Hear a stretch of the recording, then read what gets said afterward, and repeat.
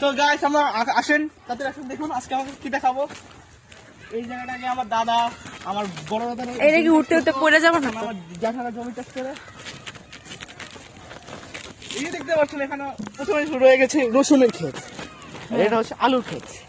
এবার আসুন আসুন আসুন আপনি আসুন। হ্যাঁ, আপনি একটু সামনে যান, তাহলে আপনার ফেসটা ভালো দেখা যায়। এবার আমরা দেখবো হচ্ছে সরিষা ক্ষেত।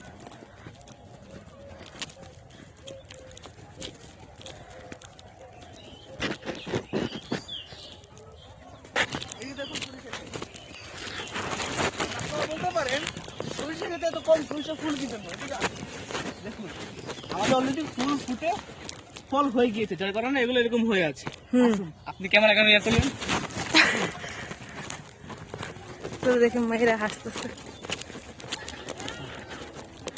এই যে দেখুন আমাদের যে সুন্দর সরিষা, জুম করুন জুম করুন। জুম করাই আছে। ওকে, এখান থেকে যে পুরো জায়গা দেখছেন এটা পুরো আমাদের জ্যাঠাদের জন্য, সব হ্যাঁ। জ্যাঠা মানে সব জ্যাঠা মিলে আছে। সব জায়গা তো আচ্ছা।